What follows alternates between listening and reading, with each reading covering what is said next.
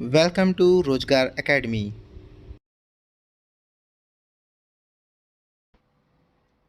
Hello friends.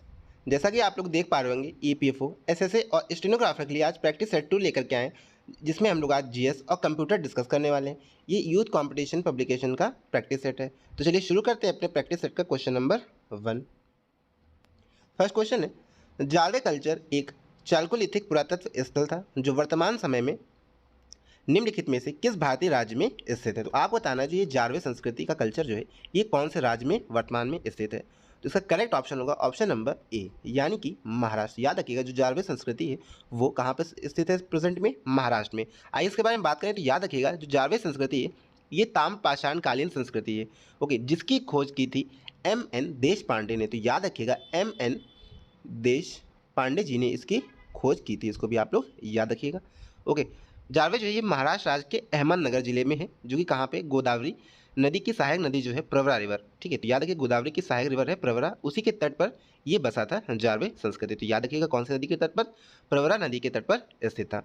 Okay, और यहाँ के जो प्रमुख स्थल हैं वो भी देख लेते हैं। तो जारवे संस्कृति जो प्रमुख स्थल थे वो है चंदौली, याद रखिएगा चंदौली, सोनगांव, इनाम गांव और नासिक, निवासा और दायमाबाद, ये सभी यहाँ के बहुत ही महत्वपूर्ण सांस्कृतिक स्थल हैं। और इसका अगर टाइम पीरियड बात करें कि जो जारवे संस्कृति थी इसका टाइम जो था वो कहाँ से कब तक था, तो 1400 ईसा पूर्व से लेकर के ये 700 ईसा पूर्व था। तो इसको भी आप लोग याद रखिएगा। आइए नेक्स्ट क्वेश्चन देखते हैं। नेक्स्ट क्वेश्चन है, who among the following was one of the governors during the reign of Alauddin Khilji. तो आपको बताना है अलाउद्दीन खिलजी के शासनकाल में निम्नलिखित में से कौन राज्यपाल था। तो इसका करेक्ट ऑप्शन क्या होगा, ऑप्शन नंबर सी यानी कि गयासुद्दीन तुगलक। तो याद रखिएगा गयासुद्दीन तुगलक जो है वो अलाउद्दीन खिलजी के समय क्या थे, शासनकाल में राज्यपाल थे। तो ये आप लोग याद रखिएगा।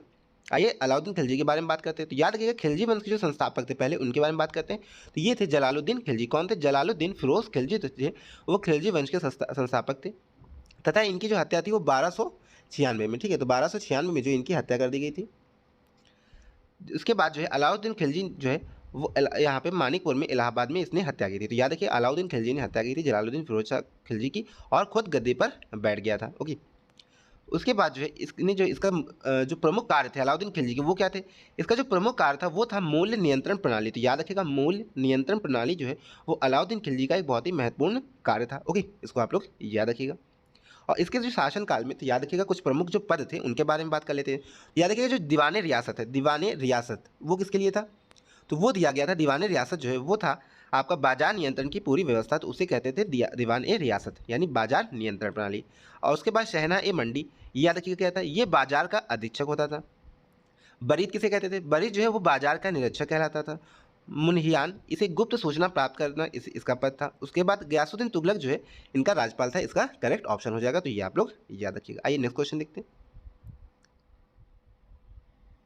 नेक्स्ट क्वेश्चन है, आपको बताना है संदर्भ में निम्नलिखित कथनों पर विचार कीजिए। तो इसमें कौन सा करेक्ट ऑप्शन है आपको ये बताना है। तो देखिए पहला ऑप्शन क्या कह रहा है, पहला कह रहा है जो तुर्की शासक महमद मुराद पंचम ने खलीफा व्यवस्था समाप्त की थी, पहला स्टेटमेंट है।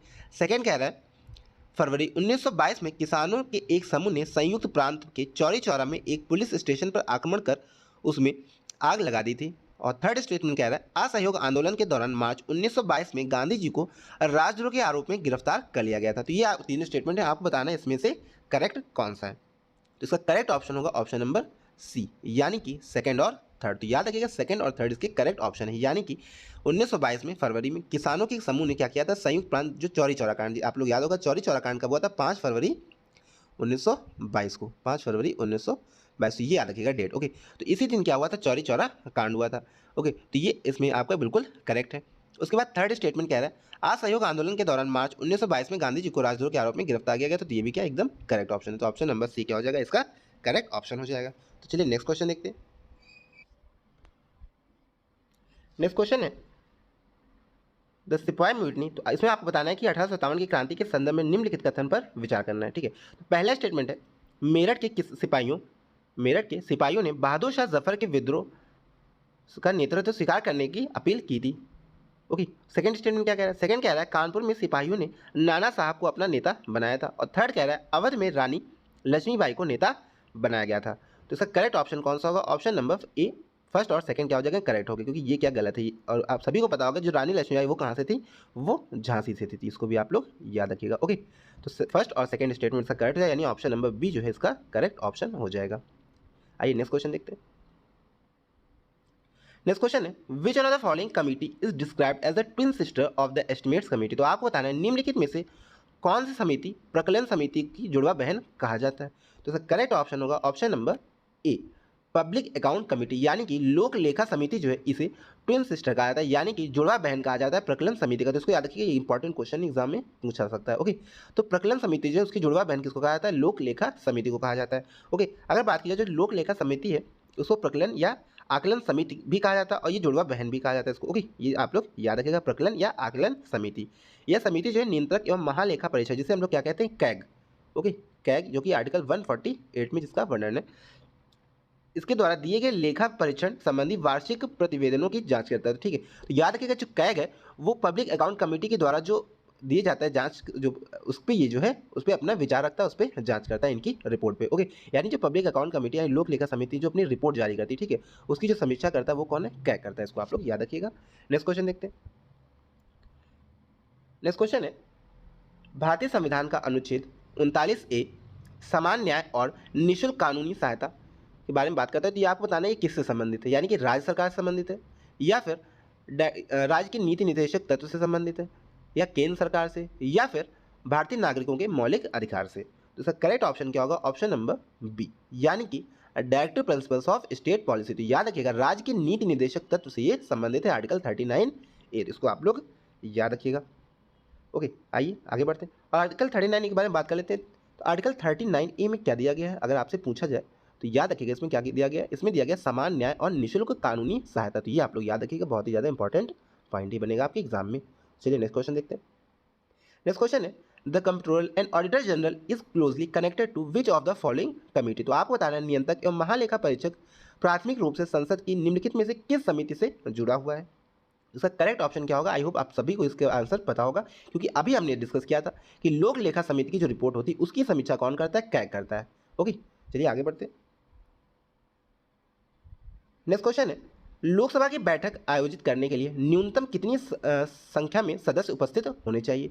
आई होप इसको भी आप लोगों को पता होगा। तो याद रखिएगा इसे क्या कहा जाता है, इसके लिए वर्ड इस्तेमाल होता है कोरम। ओके, इसके लिए वर्ड इस्तेमाल होता है कोरम, जो कि कितना होता है 1/10, यानी कि जो टोटल सीटिंग होती है, यानी जो टोटल मेंबर्स हैं लोकसभा के, मान लीजिए कितने हैं, अगर मान लेते हैं 400 है। ओके, अप्रॉक्स एक ले लेते हैं, मान लेते हैं 400 है, तो इसका जो 1/10 होगा यानी कितना होगा 40। तो याद रखिए लोकसभा मीटिंग शुरू करने के लिए वहाँ पे 40 मेंबर्स होने आवश्यक है। ओके, यानी जो टोटल स्ट्रेंथ होगी उसका 1/10। तो ये आप लोग याद रखिएगा।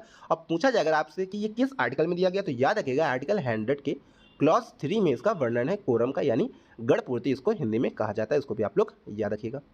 इसका करेक्ट ऑप्शन क्या हो जाएगा, ऑप्शन नंबर बी। आइए नेक्स्ट क्वेश्चन देखते हैं। नेक्स्ट क्वेश्चन है, आयन मंडल के बारे में निम्नलिखित में से कौन सा कथन गलत है, आपको बताना है। इसमें बताना है कि रॉन्ग स्टेटमेंट कौन सा है। ओके, तो पहला स्टेटमेंट क्या कह रहा है, पहला कह रहा है यह समताप सीमा के ठीक ऊपर स्थित होता है। तो ये आपका बिल्कुल गलत है। नेक्स्ट स्टेटमेंट देखते हैं, यह सौर और ब्रह्मांडीय विकिरण द्वारा आयनित होता है। ये आपका करेक्ट हो जाएगा। इसके बाद थर्ड स्टेटमेंट क्या है, इसमें आवेशित कण होते हैं, यानी इसमें क्या, इट कंटेन्स चार्ज पार्टिकल्स। तो ये भी आपका करेक्ट है।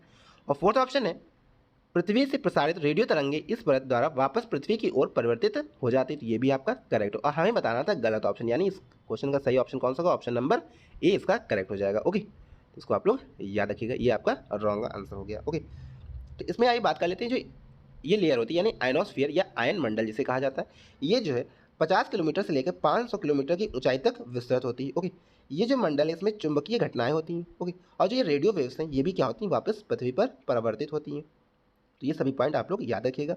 और जो मेन इसमें जो गलत दिया गया है तो याद रखिएगा उल्लेखनीय कि जो ट्रोपोपॉज है इसके ऊपर ये जो है आयन मंडल 50 किलोमीटर ऊंचाई तक रहती है। ओके, ना कि समताप मंडल। तो याद रखिएगा समताप मंडल पर ना होकर ये कौन सी लेयर के ऊपर होती है, ट्रोपोपॉज। ये भी आप लोग याद रखिएगा। ओके, जिसे हम लोग क्षोभ मंडल भी कहते हैं या क्षोभ सीमा। आइए नेक्स्ट क्वेश्चन देखते हैं।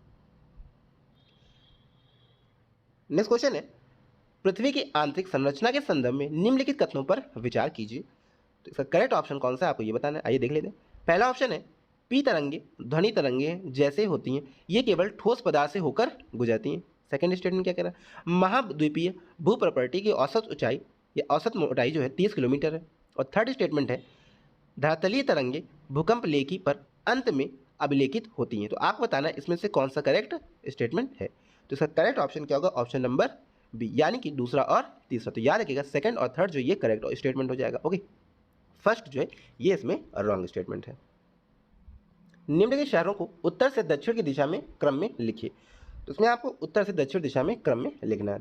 पहला क्या है, भुवनेश्वर दिया गया है। ओके, सेकंड चेन्नई, हैदराबाद और कोचिन। तो इसमें आपको उत्तर से दक्षिण दिशा में लिखना है। तो देखिए भुवनेश्वर कहाँ पे है, भुवनेश्वर हमें पता है कहाँ पे, ओडिशा में। ओके, कहाँ पे, ओडिशा में है। उसके बाद हैदराबाद, ये कहाँ पे, ये आपका आंध्र प्रदेश में है। ओके, तो ये कहाँ पे, सबसे नॉर्थ में ये हो गया। उसके बाद आपका आंध्र प्रदेश आता है। उसके बाद बात कर लेते हैं चेन्नई, चेन्नई कहाँ पे, तमिलनाडु। ओके, तमिलनाडु। और जो सबसे नीचे आएगा वो केरला में होगा, यानी कोचिन जो है ये कहाँ पे, केरला में। तो इसको भी आप लोग याद रखिएगा। तो इसका जो करेक्ट आपका ऑप्शन हो जाएगा ऑप्शन नंबर ए। ये आपका फर्स्ट फिर आंध्र प्रदेश, देन तमिलनाडु और केरला। ओके, नेक्स्ट क्वेश्चन देखते हैं। नेक्स्ट क्वेश्चन है, भारत के सर्वाधिक क्षेत्र को किस प्रकार के वन आवृत करते हैं। तो आपको बताना है सबसे सर्वाधिक जो वन है भारत में वो कौन से हैं।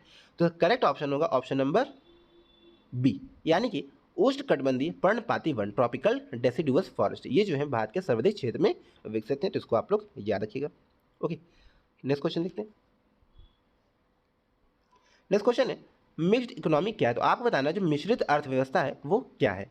तो मिश्रित अर्थव्यवस्था के बारे में आपको विस्तार से बताना है। देखिए पहला ऑप्शन क्या कह रहा है, पारंपरिक और आधुनिक उद्योगों का सह अस्तित्व है। तो ये आपका क्या हो जाएगा, ये आपका बिल्कुल गलत हो जाएगा। सेकंड पढ़ लेते हैं।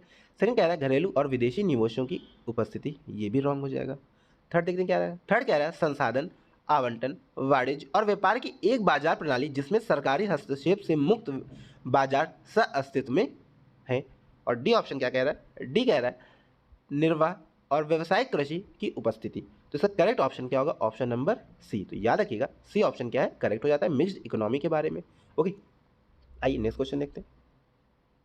नेक्स्ट क्वेश्चन है, the main objective of monetary policy of the Reserve Bank of India is to maintain. तो आपको बताना है जो भारतीय रिजर्व बैंक की मौद्रिक नीति का मुख्य उद्देश्य क्या बनाकर रखना है, यानी एक्सचेंज रेट को सही करके रखना है, या ग्रोथ को, प्रॉपर्टी को, या प्राइस स्टेबिलिटी को। तो इसका करेक्ट ऑप्शन क्या होगा, ऑप्शन नंबर डी, यानी कि प्राइस स्टेबिलिटी, यानी कि मूल्य स्थिरता जो है इसका मूल उद्देश्य है रिजर्व बैंक का। ओके, तो ये भी आप लोग याद रखिएगा।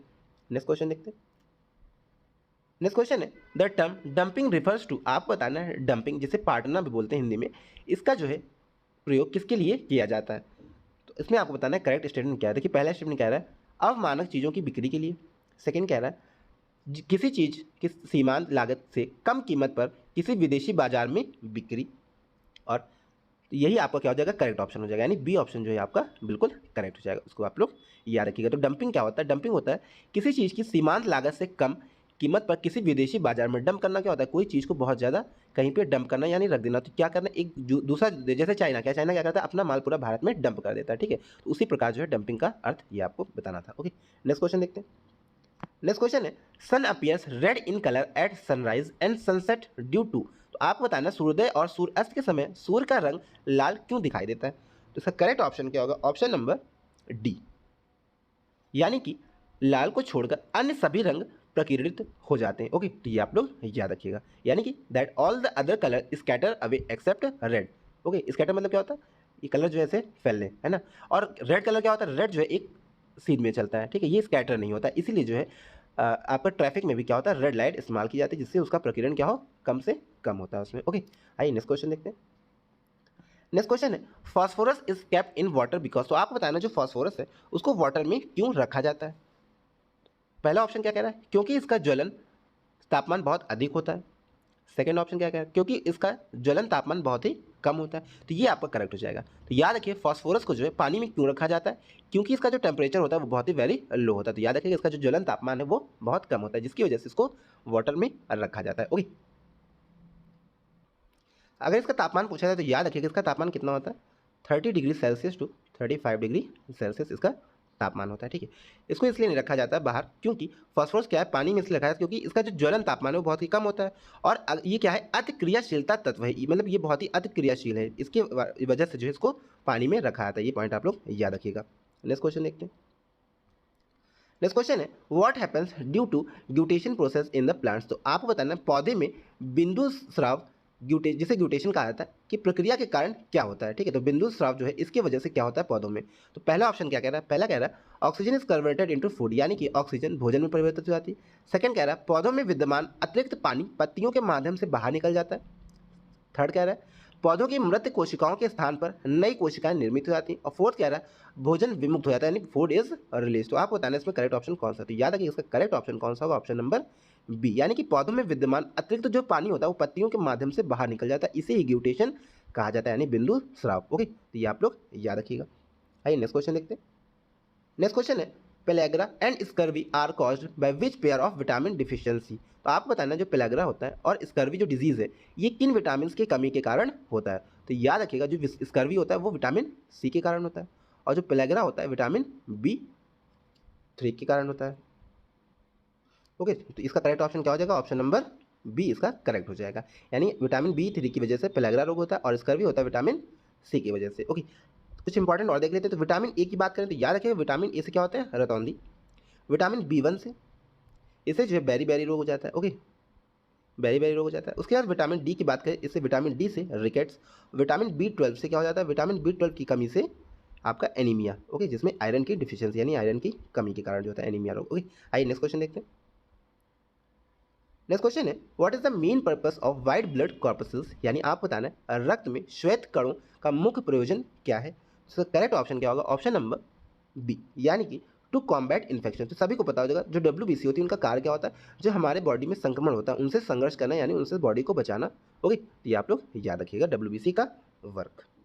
आइए नेक्स्ट क्वेश्चन देखते हैं। नेक्स्ट क्वेश्चन है silent valley national park is located in which Indian state. तो साइलेंट वैली जो पार्क है नेशनल पार्क वो किस भारतीय राज्य में स्थित है, आपको ये बताना है। तो इसका करेक्ट ऑप्शन क्या होगा, ऑप्शन नंबर डी, यानी कि केरला। तो साइलेंट वैली नेशनल पार्क जो ये केरला के पलक्कड़ जिले में स्थित है, इसको आप लोग याद रखिएगा कहाँ पे, केरला के पलक्कड़ जिले में स्थित है। यह क्या है, यह एक उष्णकटिबंधीय आर्द्र सदाबहार वन है तथा यहाँ पर दुर्लभ जो है जंतु वनस्पति यानी जिसे हम लोग फ्लोरा फाना कहते हैं ये सभी यहाँ पे पाई जाती हैं। आइए नेक्स्ट क्वेश्चन देखते हैं। नेक्स्ट क्वेश्चन है tiger belongs to which category under IUCN। तो आपको बताना IUCN जो लिस्ट आती है जो कि किसके द्वारा आती है, इसमें जो है एक बुक आती है रेड डाटा बुक। ठीक है, तो आपको बताना इसी में जो है रेड डाटा बुक में यानी IUCN की रेड डाटा बुक में जो टाइगर है उसको किस श्रेणी में रखा गया है। ओके, तो इसका करेक्ट ऑप्शन क्या होगा, ऑप्शन नंबर ए, यानी कि लुप्त प्राय यानी इंडेंजर्ड। तो याद रखिएगा टाइगर जो है इसको कहाँ रखा गया, इंडेंजर्ड में रखा गया। तो ये आप लोग याद रखिएगा, ये आपके एग्जाम में इंपॉर्टेंट क्वेश्चन बन सकता है। तो आइए नेक्स्ट क्वेश्चन देखते हैं। नेक्स्ट क्वेश्चन है मनुष्य के संबंध में कार्बन मोनोऑक्साइड प्रदूषक क्यों है। तो आप बताना जो कार्बन मोनोऑक्साइड है वो ह्यूमन के माध्यम से यानी उनके लिए बहुत ही ज़्यादा हार्मफुल क्यों होता है। ओके, तो इसका करेक्ट ऑप्शन क्या होगा, ऑप्शन नंबर सी, जिसमें कहा गया यह होमोग्लोबिन से क्रिया करती है, यानी जो हमारा ब्लड है जिसमें क्या पाया जाता है होमोग्लोबिन, उससे ये रिएक्ट कर जाती है जो कि हमारे बॉडी के लिए बहुत ही ज़्यादा हार्मफुल होती है। तो इसको आप लोग याद रखिएगा। ठीक है, तो यानी कार्बन जो मोनोऑक्साइड है यह गैस जिसे हम लोग CO बोलते हैं, याद रखिएगा कार्बन मोनोऑक्साइड इसका ये फॉर्मूला है। ठीक है, यह क्या होती है, ये हल्की हवा से जो भी है यानी हवा से भी हल्की होती है और जल में बहुत ही जल्दी घुलनशील होती है, गंधहीन और रंगहीन यानी इसका कोई कलर नहीं होता है।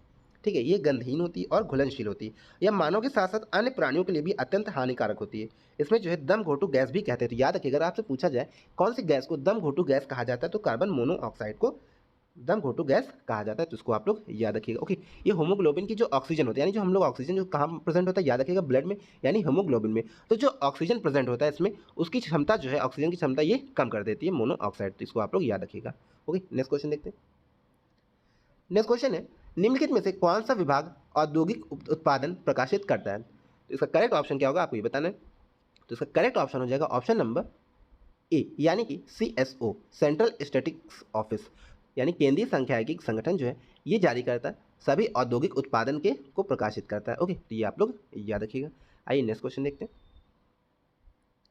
नेक्स्ट क्वेश्चन है निम्नलिखित में से कौन सा शास्त्रीय नृत्य उनके मूल स्थान के साथ मेल नहीं खाता। तो आपको बताना है इसमें कौन सा रॉन्ग मैच्ड है। ओके, तो देखिए कथक जो है कहाँ पे होता है, देखिए कथक कहाँ पे, कथक ये आपका नॉर्थ इंडिया या उत्तर प्रदेश आप लोग मूलतः कह सकते हैं। ओके, देखिए यहाँ पे कथक दिया कहीं पे नहीं। उसके बाद बात कर लेते हैं मणिपुरी। पहले बात कर लेते हैं ऑप्शन की। देखिए मोहिनी अट्टम, मोहिनी अट्टम कहाँ पे, केरला में, जो कि बिल्कुल करेक्ट मैच है। ओके, सतैया कहाँ पे, ये असम में, ये भी आपका करेक्ट मैच है। और भरतनाट्यम जो ये तमिलनाडु, ये भी आपका करेक्ट मैच है, जो कि रॉन्ग ऑप्शन कौन सा होगा, सी ऑप्शन आपका रॉन्ग हो जाएगा। तो याद रखिएगा रॉन्ग ऑप्शन कौन सा है, सी ऑप्शन। ओके, अब बात कर लेते हैं इंपॉर्टेंट, कथक कहाँ पे, कथक यूपी में, मणिपुरी मणिपुर में है, और ओडिसी ओडिशा में है। ओके, ये आप लोग याद रखिएगा। आइए नेक्स्ट क्वेश्चन देखते हैं। नेक्स्ट क्वेश्चन है, फरवरी 2023 में केंद्रीय शिक्षा मंत्री ने बच्चों के लिए उनके मूलभूत वर्षों में शिक्षण और अध्यापन सामग्री का शुभारंभ किया है, तो इसका नाम क्या रखा गया है। तो आप, ये करंट का क्वेश्चन है, आपको बताना है। तो इसका जो करेक्ट ऑप्शन होगा ऑप्शन नंबर ए, यानी कि जादुई पिटारा। तो याद रखिएगा इसका नाम जादुई पिटारा रखा गया है। तो ये क्या है, ये शिक्षण और अध्यापन सामग्री का शुभारंभ किया गया जिसका नाम जादुई पिटारा रखा गया। इंपॉर्टेंट क्वेश्चन आपके एग्जाम में बन सकता है, याद रखिएगा इसको। आइए नेक्स्ट देखते हैं। नेक्स्ट क्वेश्चन है, मिष्टी स्कीम अनाउंस इन फरवरी 2023। तो आपको बताना है फरवरी 2023 में घोषित मिष्टी योजना किस से संबंधित है। तो इसका करेक्ट ऑप्शन क्या होगा, ऑप्शन नंबर ए, यानी कि मैंग्रोव वन। तो याद रखिएगा जो मैंग्रोव जंगल है, वन है, उससे संबंधित है मिष्टी योजना। आइए कुछ इंपॉर्टेंट पॉइंट के बारे में बात करते हैं। तो याद रखिएगा फरवरी 2023 में बजट, ठीक है, तो याद रखिए क्या बजट में जो है कहा गया था, 2023 में बजट में जो है मिष्टी योजना का उद्घाटन किया गया था। मिष्टी का अगर फुल फॉर्म पूछा है तो याद रखिएगा mangrove initiative, mangrove initiative for shoreline habitats and tangible incomes. Okay, तो ये आपकी थी क्या है, मिष्टी स्कीम है, इनकम। ओके, यानी आई यहाँ पे, तो ये मिष्टी स्कीम का फुल फॉर्म था, तो इसको आप लोग याद रखिएगा। ओके, इसका जो उद्देश्य है वो क्या है, समुद्र तट के किनारे और सॉल्ट जो पैन लैंड्स हैं उन पर मैंग्रोव का वृक्षारोपण करना तथा मैंग्रोव को संरक्षित करना। ओके, जो मैंग्रोव वन्स हैं उनको संरक्षित करना इसका मुख्य उद्देश्य है। आइए नेक्स्ट क्वेश्चन देखते हैं। नेक्स्ट क्वेश्चन है, पीएम प्रणाम scheme was announce in February 2023 which was objective of the scheme. तो आपको बताना जो पीएम प्रणाम योजना की घोषणा फरवरी 2023 में की गई उसका उद्देश्य क्या है। तो इसका करेक्ट ऑप्शन क्या होगा, option number C, to reduce the use of chemical fertilisers in agriculture, यानी कि कृषि में रासायनिक उर्वरकों के प्रयोग को कम करना। तो याद रखिएगा पीएम प्रणाम योजना क्या है, पीएम प्रणाम योजना कृषि में जो केमिकल फर्टिलाइजर्स होते हैं उनको, उनका इस्तेमाल कम करना। तो इसका फुल फॉर्म क्या रखा गया प्रणाम का, programme for restoration awareness nourishment and amelioration of mother earth. तो ये आपका इसका फुल फॉर्म है। ओके, आइए नेक्स्ट क्वेश्चन देखते हैं। नेक्स्ट क्वेश्चन है, in February 2023 who was awarded as international mother language award. तो आपको बताना है इंटरनेशनल जो मदर लैंग्वेज अवार्ड है इसे किससे सम्मानित किया गया है। तो इसका करेक्ट ऑप्शन होगा ऑप्शन नंबर सी, यानी कि डॉक्टर महेंद्र कुमार मिश्रा। तो याद रखिएगा डॉक्टर महेंद्र कुमार मिश्रा को इंटरनेशनल मदर लैंग्वेज अवार्ड से सम्मानित किया गया है। आइए नेक्स्ट क्वेश्चन देखते हैं। नेक्स्ट क्वेश्चन है, who has been awarded for the prestigious Raja Ram Mohan Roy national award for excellence in journalism. पहले तो आप लोग ये याद रखिएगा जो राजा राम मोहन रॉय अवार्ड वो किस में दिया गया, तो किस फील्ड में दिया गया, जर्नलिज्म, यानी पत्रकारिता के क्षेत्र में इसको अवार्ड दिया गया। तो ये आप लोग याद रखिएगा जर्नलिज्म के क्षेत्र में दिया गया।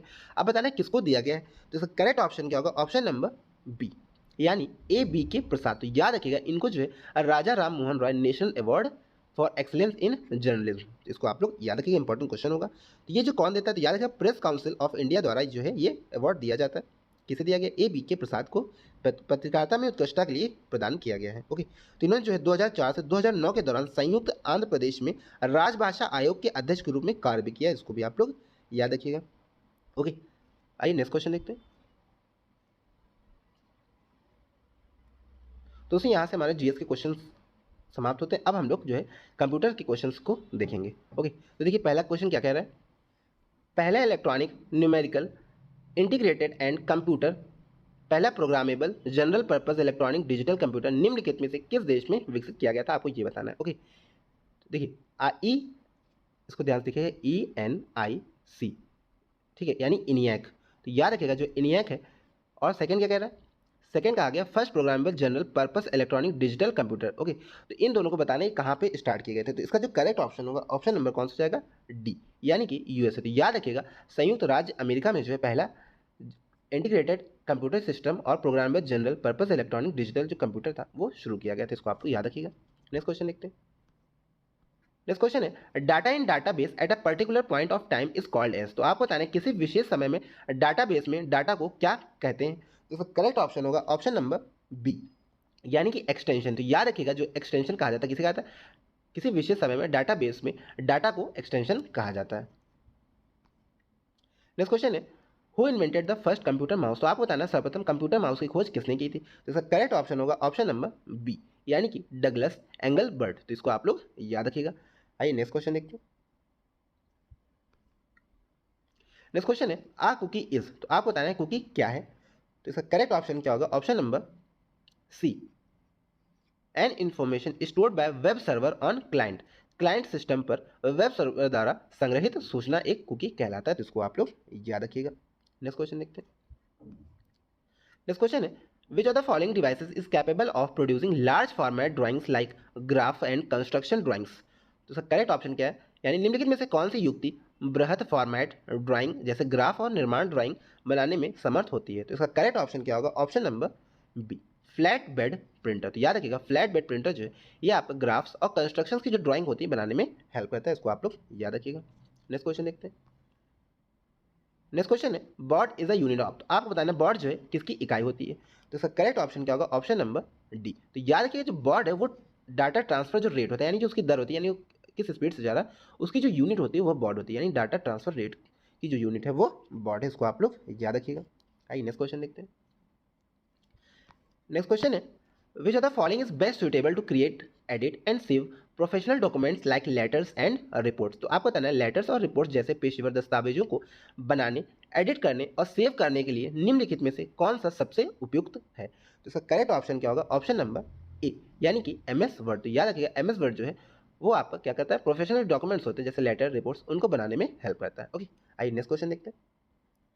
नेक्स्ट क्वेश्चन है निम्नलिखित में से कौन सा कथन सही है, आपको ये बताना है। तो पहला कथन है डिजिटल हस्ताक्षर से हस्ताक्षरकर्ता के लिए डेटा पर किए हुए हस्ताक्षर से इनकार करना मुश्किल हो जाता है।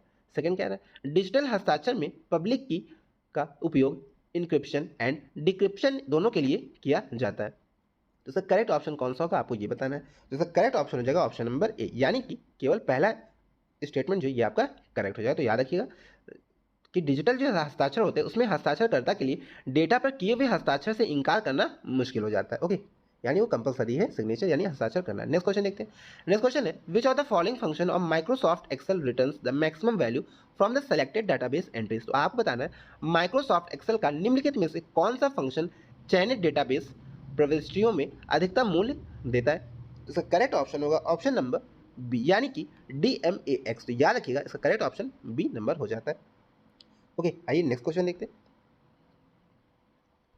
नेक्स्ट क्वेश्चन है CMOS स्टैंड्स फॉर। तो आपको बताना है CMOS का पूरा नाम क्या है, इसका फुल फॉर्म। तो इसका करेक्ट ऑप्शन क्या होगा? ऑप्शन नंबर डी, यानी कि कॉम्प्लीमेंट्री मेटल ऑक्साइड सेमीकंडक्टर। तो याद रखिएगा कॉम्प्लीमेंट्री मेटल ऑक्साइड सेमीकंडक्टर ये CMOS का पूरा फुल फॉर्म है। दोस्तों यहीं से हमारे आज का लेक्चर समाप्त होता है। आई होप आप सभी ने आज का प्रैक्टिस सेट बहुत ही अच्छे से क्लियर किया होगा और सभी प्रश्नों को अच्छे से समझा होगा। तो चलिए मिलते हैं अपने नेक्स्ट वीडियो में, तब तक के लिए गुड डे, गुड बाय।